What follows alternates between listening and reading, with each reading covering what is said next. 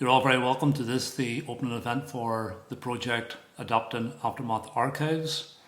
Unfortunately, due to COVID regulations, we're still online, but hopefully by the time the project ends, we will have a live event. The project is funded under the EU's Peace Forward programme. And before I say something about adopting Aftermath Archives, I want to tell you something, or more importantly, show you something about what the archive, the Aftermath Archive, actually is. That archive arose out of a project called Aftermath, which is again funded under the EU's Peace Programme, and it used the arts to deal with the legacy of the conflict. It used creative writing, photography, film and music, and the archive is compiled of those. The project was carried out by Diversity Challenges, an organisation which has a long history of working with people to gather their stories, and here's Will Glendinning to say a little more about that. Will is the coordinator of Diversity Challenges.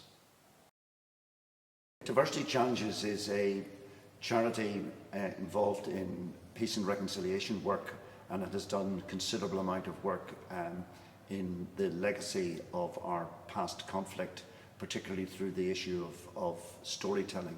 Storytelling or oral history are important ways that people can give testimony to how they have been impacted by history, by conflicts, and it is important that these stories are collected in an ethical manner which gives the storyteller control of what they are saying. The Aftermath collection is one of the storytelling projects we've been involved in.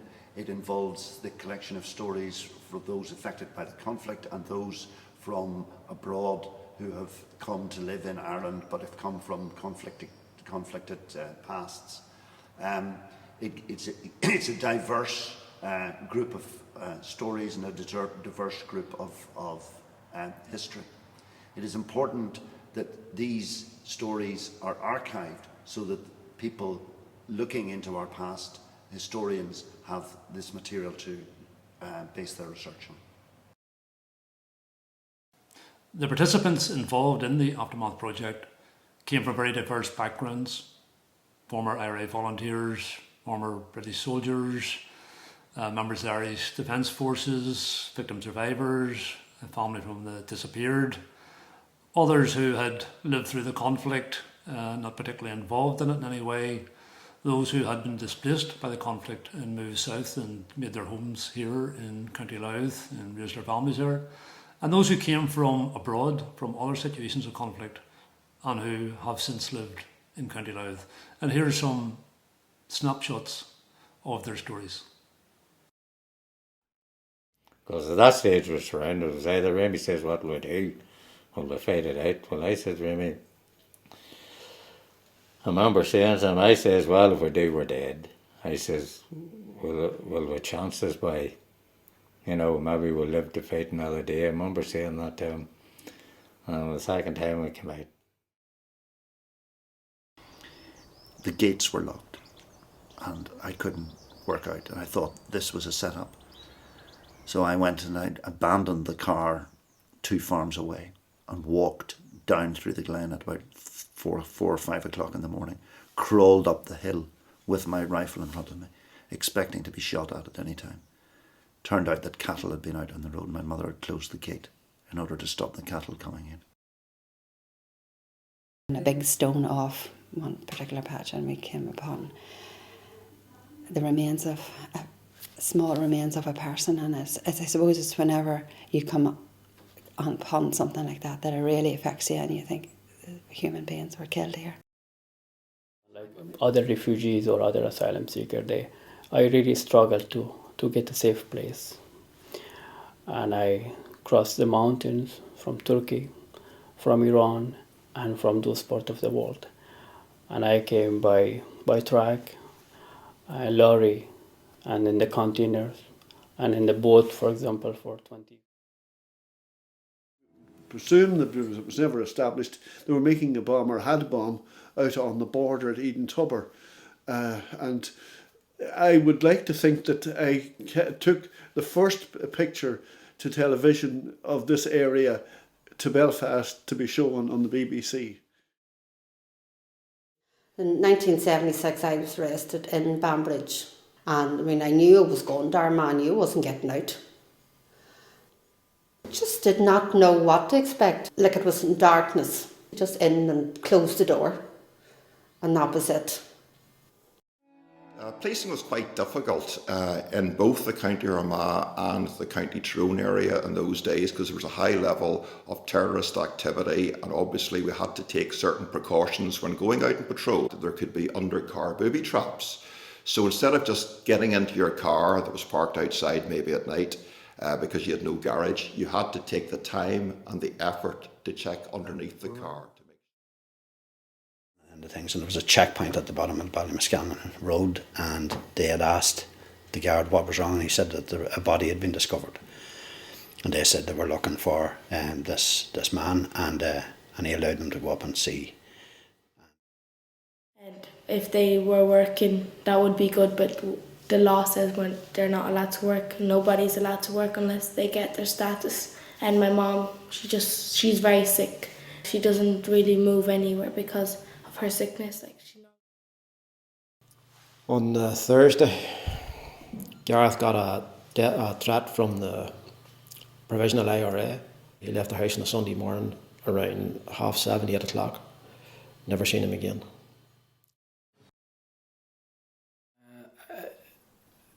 I just saw sort of my dad lying, well, in terms of my dad was covered up to here in a white sheet, and I ran over, just climbed on top of the table. I remember hugging him, I remember holding the back of his head where he'd been shot with the shotgun, where he'd been hit there. I remember grabbing him, I remember crying, I was crying and I couldn't stop. We joined was in Armagh, and it was the 1st Battalion to take on Greenfinches. And I was the 5th member over the door that night.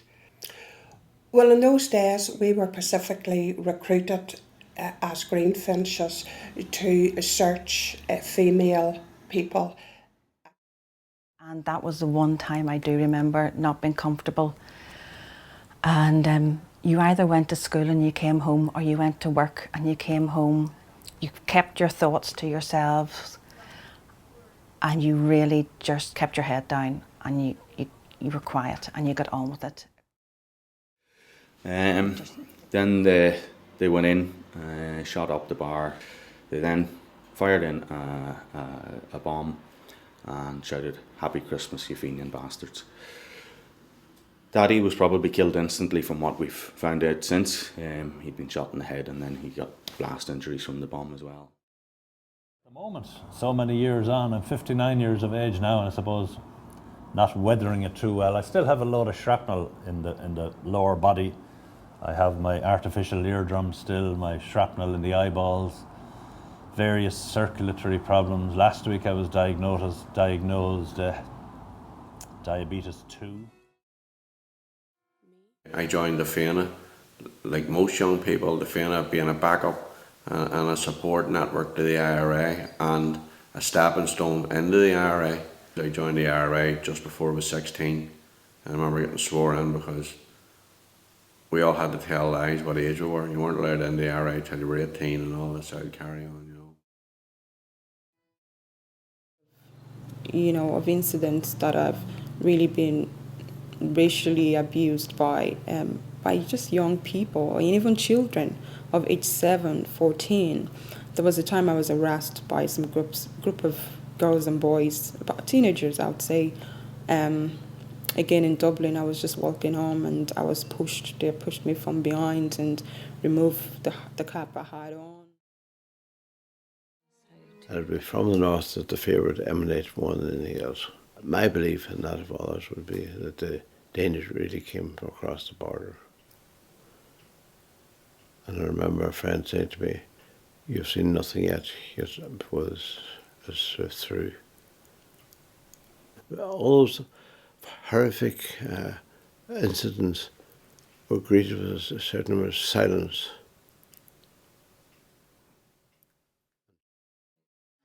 The company of our battalion was, I suppose, unique in that it made a significant weapon contribution to the provisional IRA at one stage. They used to have a training hall in Drogheda, the Slough Hall, close to the Lourdes Hospital.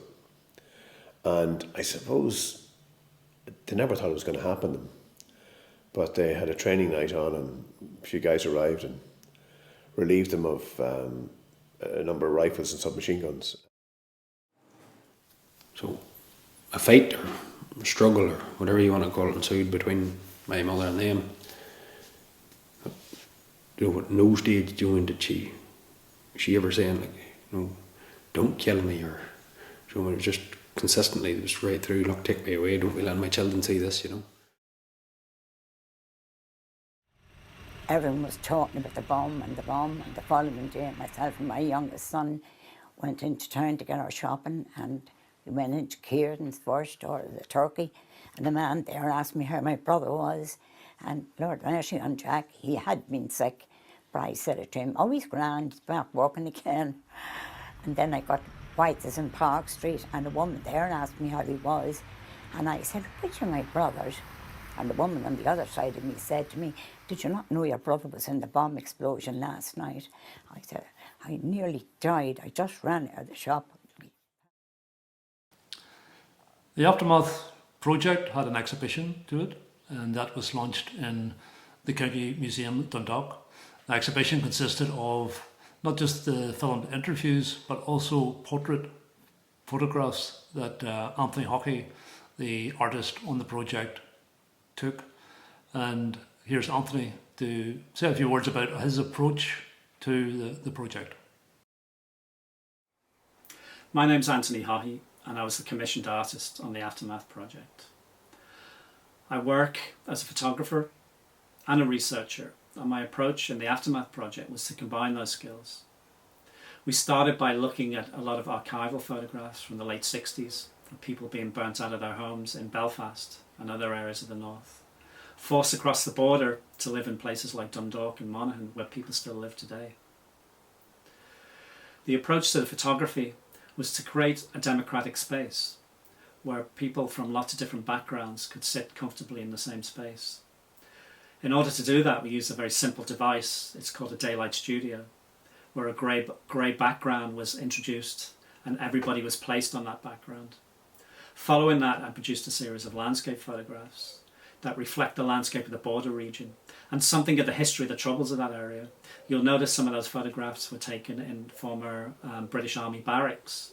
They're part of my own collection dating back from the 80s and 90s. When we finished the photography element, we designed the exhibition and put together a series of installations in order to bring a really strong context to this project.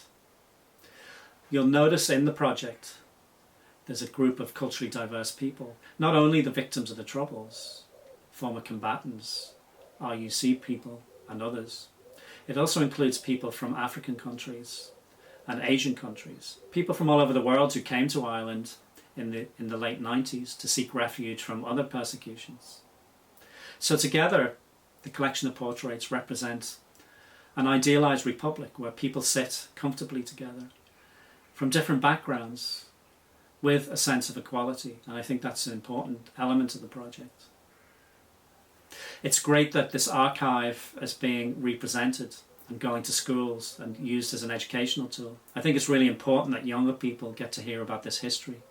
It's not going to be taught in mainstream history classes, so it's really great that the archive project will get a chance to travel around Ireland and for younger people to engage in that really important history, to really understand where we came from and to understand the struggle of the Troubles and where we are today. I think that's the only way we can move forward, by understanding the past. I think the photography is brilliant, as with Anthony all the time. His great standard of his work is not questionable at all.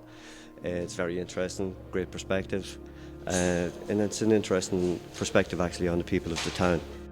What people want to do is to tell their story to the extent that they know what it is, to make sure that their version of reality and what happened is on record somewhere. I always treasure the opportunity to meet the people who were directly involved in solving Northern Ireland crisis and bring it to the end eventually, because it brings sort of very human dimension, in my view, to politics, which sometimes is lost in modern days, and I think it's a very powerful exhibition. The stories have to be told, and told from the point of view of the person who has been affected, as opposed to a journalist telling it or Lawrence even telling the story. I think it's important that the individual tells their story, because that's their history. This isn't about tourism or anything like that. This is about a greater social good and all of that, which will hopefully be transmitted and transferred for future generations. It's a milepost, if you like, on the road to peace. It's telling people how it can be done and providing them with the tools in which to do it. Because while peace agreements are made by politicians and people at the top, I believe peace is made by ordinary people in their intercourse and their interchange in their everyday life.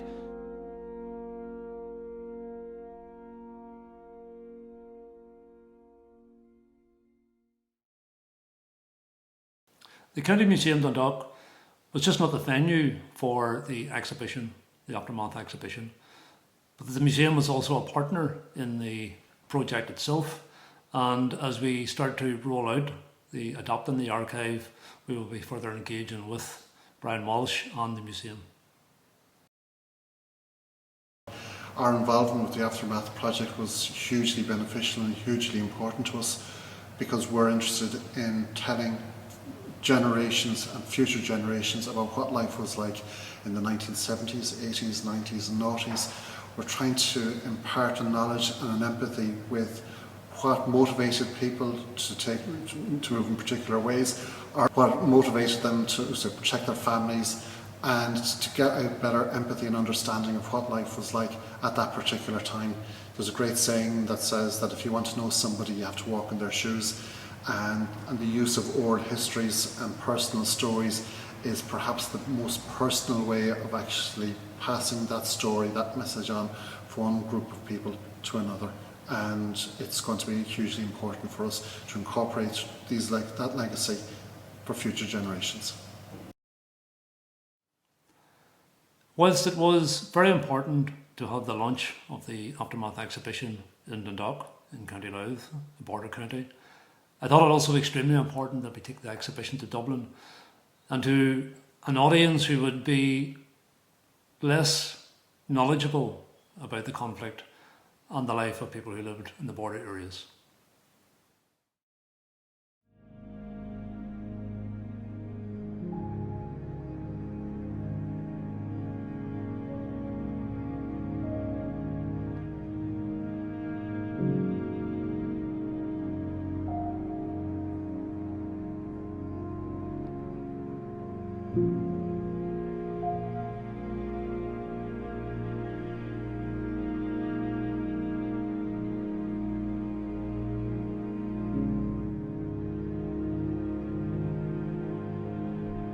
Well, photography in terms of visual arts is perhaps one of the most democratic art forms, so it has a unique ability to engage people, and we're very interested here in gallery photography in looking at how that can work in a political way. So I think that there are a number of issues, like a lot of the issues that Aftermath raises, which people are familiar with and maybe a little jaded about and kind of don't engage with as readily as maybe people who live along the border or in Northern Ireland. So we were very, very keen to site this exhibition here in one of the leading cultural venues in Dublin.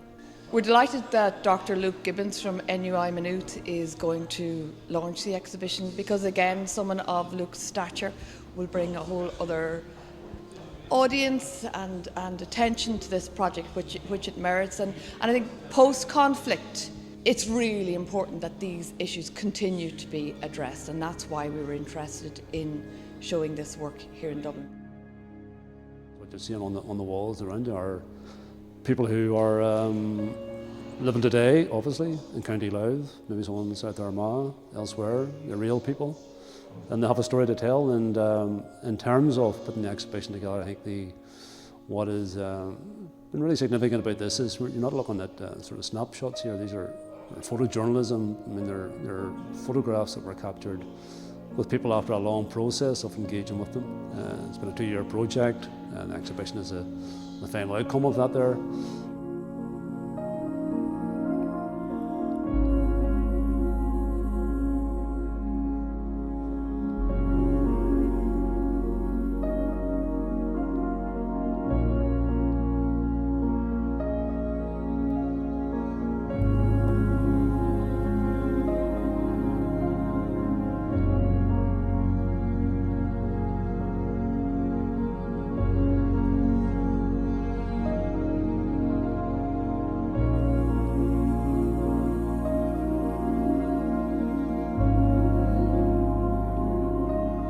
When we see photographs like these, we feel impelled to look at the stories behind the pictures. But I think it was Walter Benjamin once said that such are the pressures of the past, that sometimes history can only be told through images. And one of the most moving aspects of the exhibition here is in the pieces to camera. At certain points, people are telling their story and they seem to be adjusting to what has happened. And then suddenly some flash of memory comes up from the past and the story stops and the camera just leaves their face. And indeed, you could argue that the photographs are picking up from that spot, that the photographs are picking up where narrative leaves off. So in that sense, the photographs are about what's unspoken, what cannot be said. And that is the gap between what happened and the representation of what happened. And that gap can often take decades, not just years, to unfold.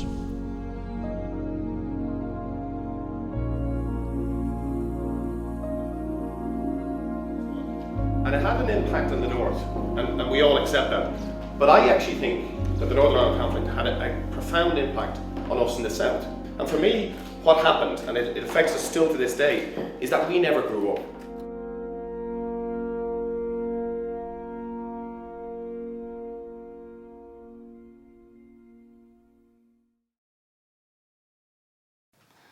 It had always been my hope that one day the archive could be put to greater use, because I think they're a very rich depository of stories. So I'm delighted that we now have the funding from the EU.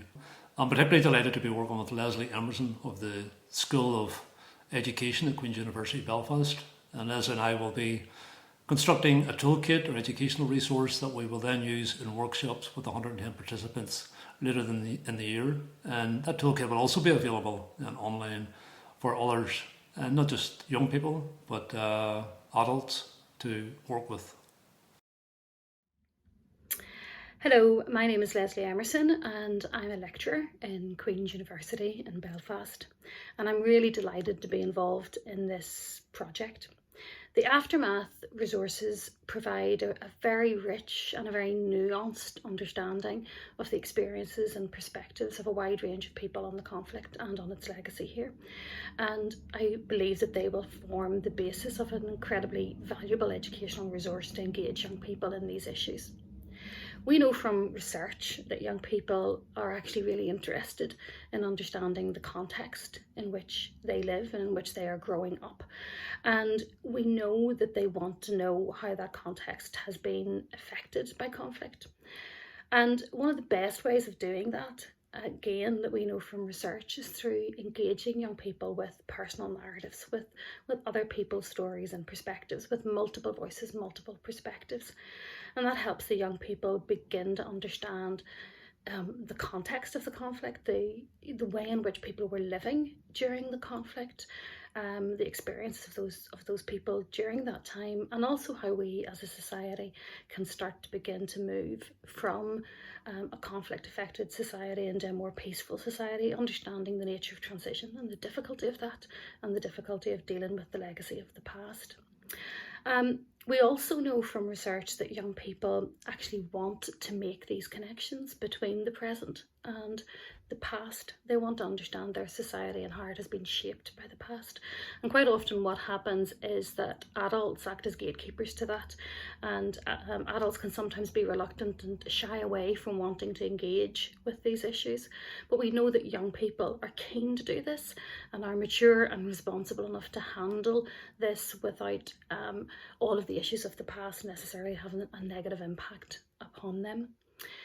So I'm really excited to be involved in this, and I am delighted to be putting together an educational resource that will help young people begin to find ways to navigate the complex and the social and political contours of the society in which they are living. And I'm really looking forward to working with the rest of the team to see how young people engage with these materials, and also to begin to understand what impact this has on young people and their understanding of the society that they are living in. As I say, once the toolkit is finalised, we will then start a series of workshops with 110 participants, at least 110 participants in September this year, and they'll run through to December. And I'm delighted that Caboise Theatre, who we worked with very recently in the From Oriel to Brexit project, again a EU Peace 4 funded project, that they will once again be working with us, and hopefully also the students in the transitional year at Bush Post-Primary School here in Cooley, but also with a range of other schools and community groups throughout the north and the border regions here in the south. And here's Paula McFettridge. My name's Paula McFettridge and I'm the Artistic Director of Caboise Theatre Company in Belfast. And we're delighted to yet again be working with Diversity Challenges on an SEUPB EU project about empowering young people across the north of Ireland, looking at the Aftermath Toolkit to discuss the legacy of conflict, but to encourage young people and support them in being active, positive citizens through the power of drama. As Paula says, it won't simply be a case of us adults telling younger people what they should know about the past, but also listening to them about their views and opinions and maybe the questions they have and the viewpoints that they have. And towards that end, what we have factored into the project is a young person's advisory group, and they will work specifically with myself and Leslie to advise on the content and the manner in which the toolkit is delivered. And that's, I think, a very critical input to it, and the toolkit will be all the better for having their input. So it's now over to me and Leslie and the Young Persons Advisory Group. I'd now like to ask Joan Martin, the CEO of Louth County Council, to say a few words. Thank you, Lawrence. I'm delighted to see the launch of Adapting Aftermath Archives, which is the last of our EU Peace 4 funded projects under the theme of children and young people. A central theme running throughout the Peace programme is about learning from our past so as to create a better future for all, and this project will certainly facilitate that learning. As others have already stated, the stories contained in the Aftermath archive provide very rich, very personal and very moving accounts from a diverse range of people, many of them based here in County Louth, and therein lies their value. I'm delighted, therefore, that we now have an opportunity to get those stories out to a wider audience and to have a new generation engage with them. I wish Lawrence, Leslie and Caboche all the best for the months ahead as the toolkit is created and as delivery of the project rolls out. And I look forward, as I'm sure you all do by now, to a closing event where hopefully we can all once again meet in the one space to celebrate our collective successes in a live event. My very best wishes to you all. In the Aftermath project, I worked with Elaine Agnew, who composed a wonderful piece of music which included the voices of many of the participants in it, but also had a piece of music donated to the project by David Holmes. David Holmes is very famous, former DJ from Belfast, now more involved with film production and music production as a composer. And David's brother, Michael, had to leave the north in the early 70s under threat from loyalists that he was going to be killed. And he moved to America. Sadly, a few years ago, he died. But David was at his bedside for several weeks before he did die. He was working on the film at that time, music composition for the film Diana, about Princess Diana of Wales. And he wasn't able to get a particular part of the music right. And he said that one day he just left the bedside of Michael, went straight into the studio, and with his colleague Keith Iskianka produced the piece within a matter of hours. And he says, I would love your project to have that, because his own brother was one of the displaced people from the north. And it's a wonderful piece, and I want to thank him again for the use of it. And I think it gives an air of hope about it. But it's just a lovely piece to listen to. I hopefully see you again in a live event at the end of this project in December of this year. Thank you.